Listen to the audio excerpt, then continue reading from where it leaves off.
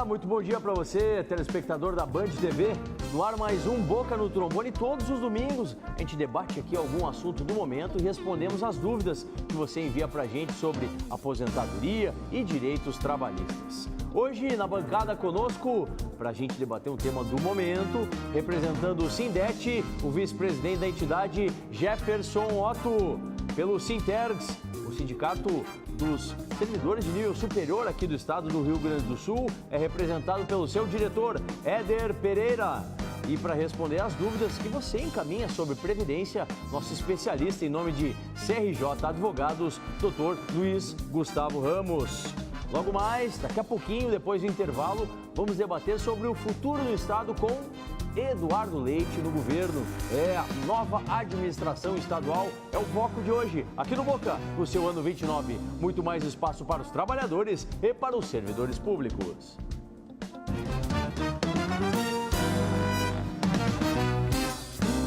Todos os sábados na Rádio Bandeirantes você tem o espaço dos aposentados, dos pensionistas, dos trabalhadores e dos servidores públicos, com muita consultoria e a participação das entidades que representam as categorias. Boca no Trombone ano 29, muito mais espaço para os trabalhadores e servidores públicos.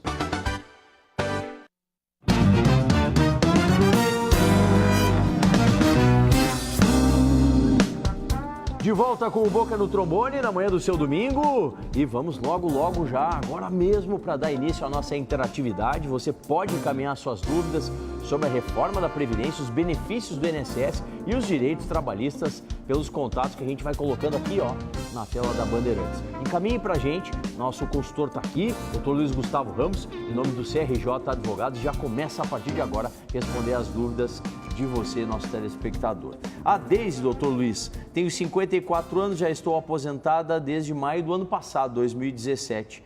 Me aposentei por tempo de serviço, 30 anos de contribuição.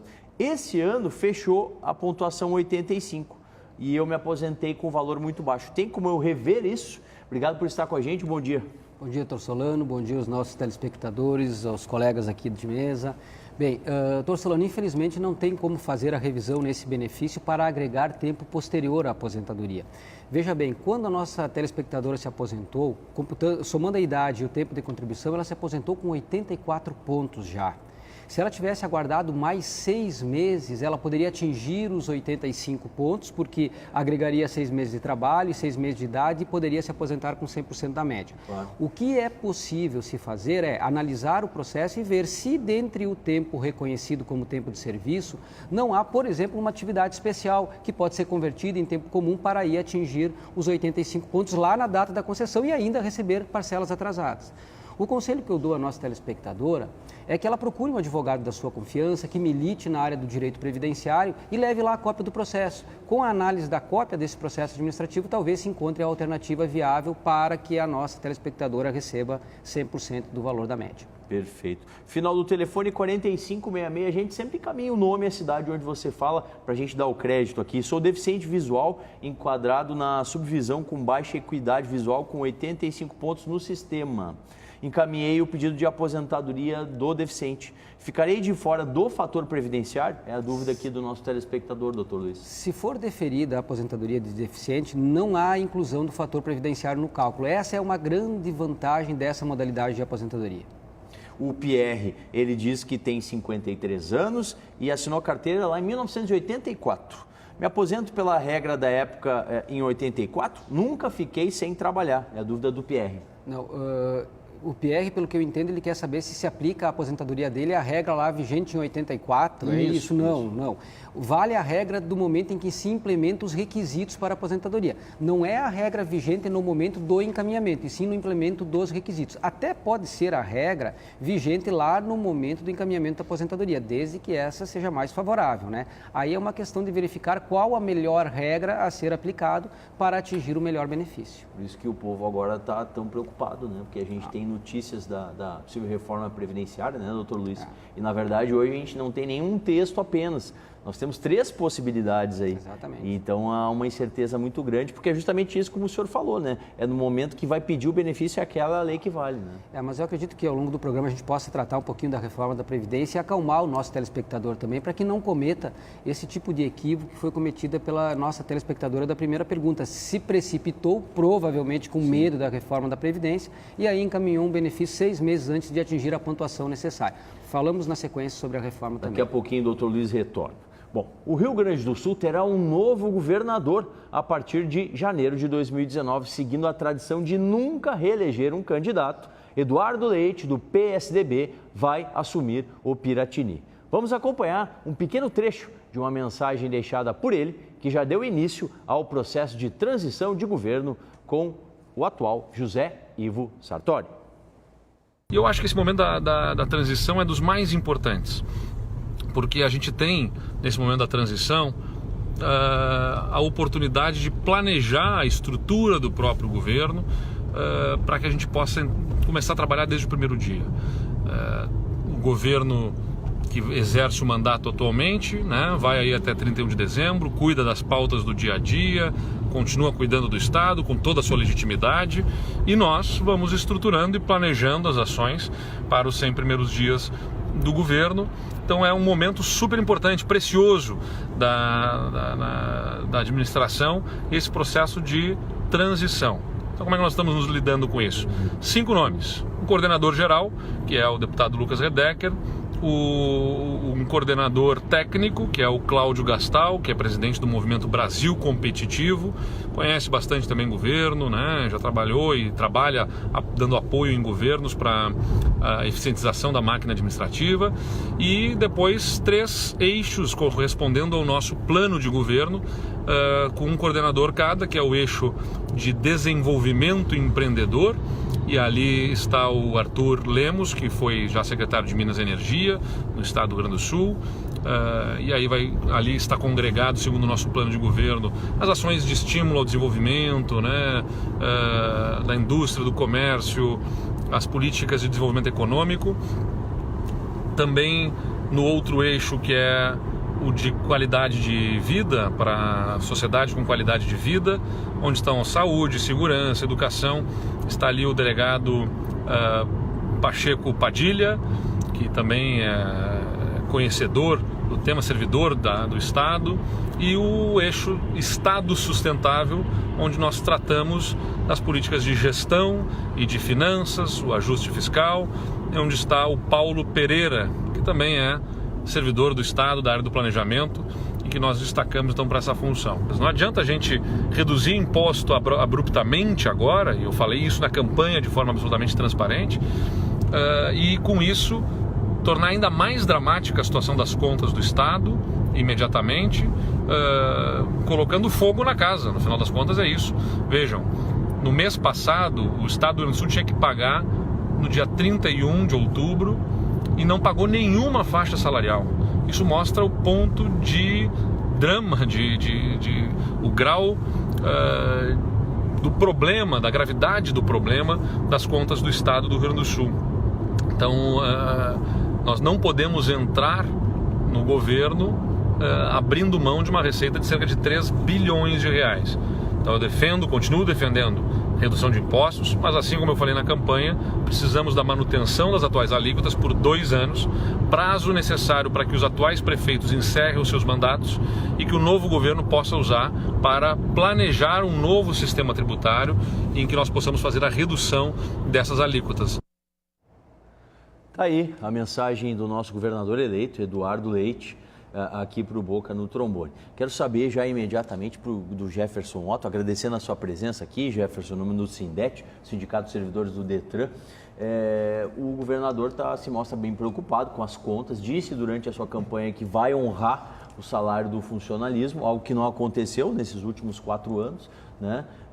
E diz que no primeiro momento precisa dessa receita do ICMS, por isso que está conjecturando junto com o atual governo da manutenção aí da alíquota que hoje é mais alta aqui no estado.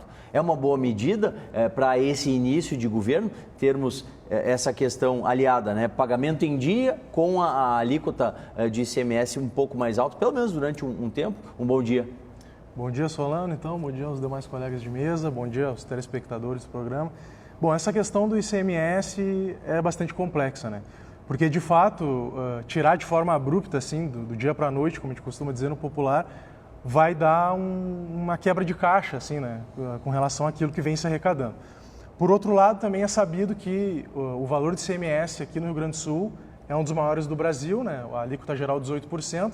Se a gente pegar, por exemplo, os combustíveis, a gasolina, 30%, é um dos maiores do Brasil. E isso tem engessado a nossa economia. A gente tem perdido empresas, né? Empresas de virem aqui para o nosso estado, até para o Paraguai, que é um outro país. A gente tem perdido muitas para Santa Catarina, para o Paraná e para outros estados.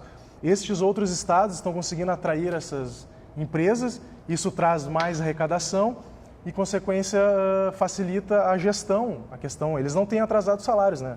Santa Catarina, inclusive, no ano que passou, ele pagou o 13º salário antes do prazo constitucional. Sim. E aqui no Rio Grande do Sul, a gente tem, os servidores têm se socorrido, a questão do Banrisul, recebendo em parcelas. Então, assim, tem os dois lados da moeda. O que é preciso, então, fazer?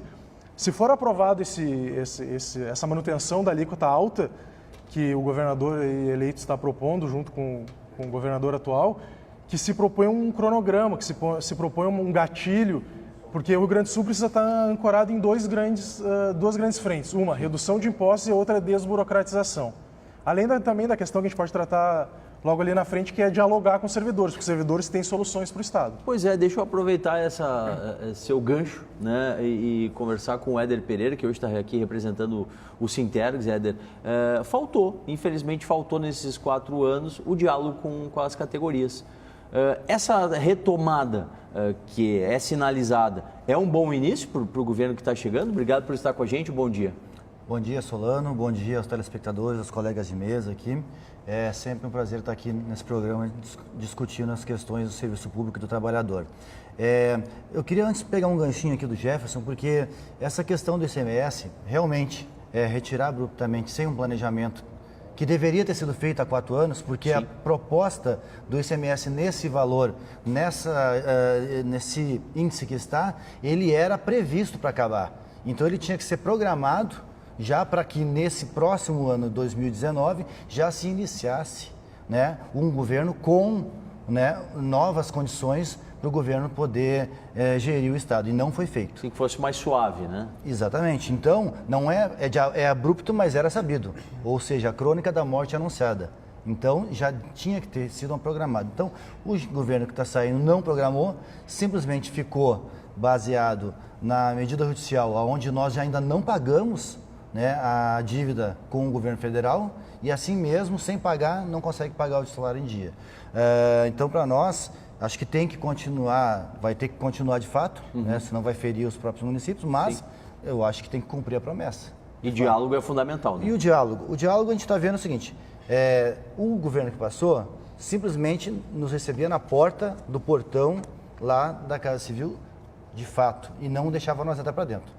Então, nós queremos que o diálogo seja, de fato, fundamental. Se ele, Eduardo Leite, está propondo isso, nós vamos acreditar inicialmente. Daqui a pouquinho, quero a palavra do Éder e do Jefferson sobre o plano de recuperação fiscal. O governo atual, olha, ele está com tudo pronto para assinar.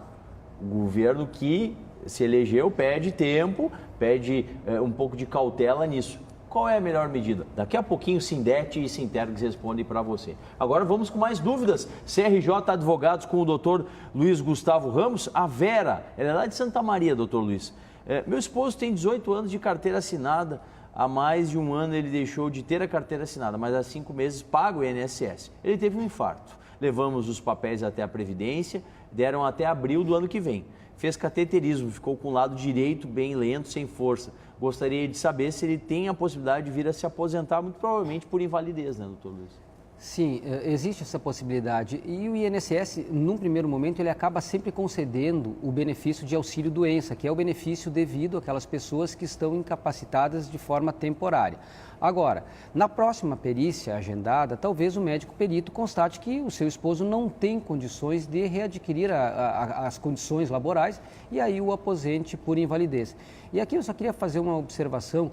Veja o senhor e a senhora que nos ouvem agora, como é importante, né? Na pergunta, a telespectadora informa que o marido ficou desempregado há mais de um ano, mas que pagou como contribuinte individual, autônomo, enfim. Veja a importância disso. Se ele ficasse desempregado e não pagasse o INSS, com o evento que ele teve, ele não teria direito a absolutamente nada. Então, o senhor e a senhora que estão fora hoje do cobertor do INSS, eu costumo dizer, pague o seu INSS regularmente para ter direito, pelo menos, aos benefícios por incapacidade. Doutor Luiz, o Geraldo Gonçalves, lá do sul do estado, lá de Rio Grande, um abraço aí à região sul, motorista profissional, ou seja, caminhoneiro, tem aposentadoria especial ou fica igual aos demais? Porque antigamente era 25 anos como motorista e já podia se aposentar. E no caso dele, ele tem 30 de contribuição e 48 de idade. Poderíamos fazer um programa inteiro falando da aposentadoria dos motoristas. Bom, mas tem que ser objetivo, tá? O INSS não vai conceder aposentadoria para o motorista porque não existe mais essa modalidade de aposentadoria especial pelo simples fato do exercício da atividade. Há que se comprovar, no caso do motorista, que a atividade é penosa. Judicialmente, essa questão está bastante discutida no nosso tribunal, aqui no TRF da 4ª Região. O que eu aconselho? Vale a pena tentar, vale a pena procurar o Poder Judiciário e tentar a aposentadoria, que é uma aposentadoria especial para os motoristas de caminhão. Mais uma sobre a aposentadoria especial do Sidney. Diz ele, fui demitido da polícia com 25 anos. Tenho direito à aposentadoria especial? Sempre trabalhei armado na rua, recebendo risco de vida. Hoje é só pergunta simples, né? Resposta simples, né? Mas vamos lá. Essa questão, como trabalhou na polícia, trabalhava para um regime, ou vertia contribuições, enfim, estava vinculado ao regime próprio de previdência, né? E teria que levar esse tempo para o regime geral, para o INSS. Em tese, esses 25 anos trabalhados junto ao regime próprio não poderiam ser reconhecidos como tempo especial lá no INSS. Mas há um julgamento, um recurso extraordinário pendente de julgamento no Supremo Tribunal Federal, em que se analisa exatamente essa questão. Tempo vindo de regime próprio de previdência. Pode ser utilizado como tempo especial lá no INSS? Teremos a resposta em breve, espero eu. Mas nesse momento a resposta, infelizmente, é negativa. Não haveria essa possibilidade. Tá certo. Doutor Luiz segue conosco e está chegando aí o colega dele, em nome de CRJ Advogados, hoje, doutor Marcelo de Jesus, no nosso Dica Trabalhista.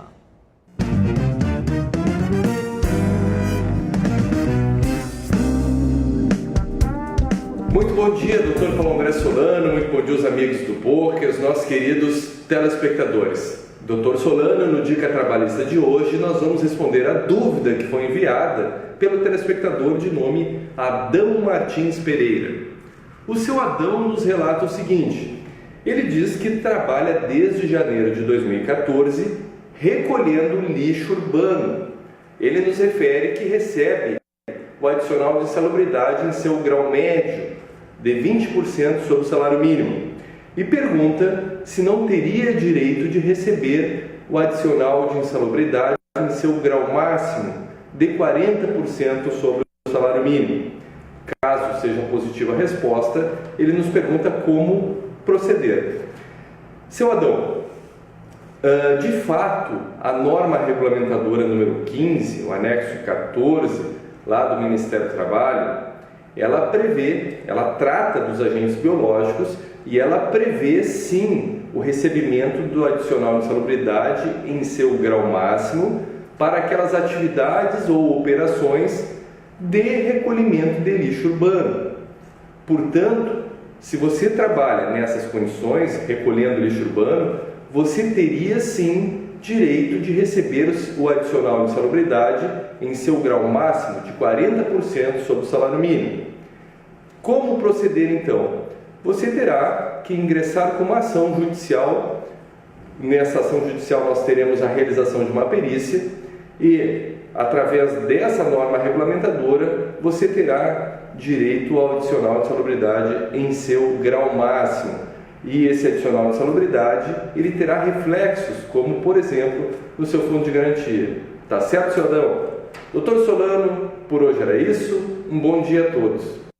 Obrigado ao doutor Marcelo, que junto com o pessoal do Dias e Paim Advogados faz parte do nosso time de consultores na área trabalhista. Gente, continue mandando dúvidas sobre direito do trabalho e direito da previdência aqui para o Boca. Estamos debatendo aí os próximos 4 anos, como vai ser essa transição, como vai ser essa chegada aí do governo Eduardo Leite. Nós temos um tema palpitante, Jefferson Otto, que é a questão da adesão ao termo, ao plano, melhor dizendo, né, de recuperação fiscal. Como eu falei antes, o governo Sartori quer assinar. Será que vai fazer isso a revelia do novo governo?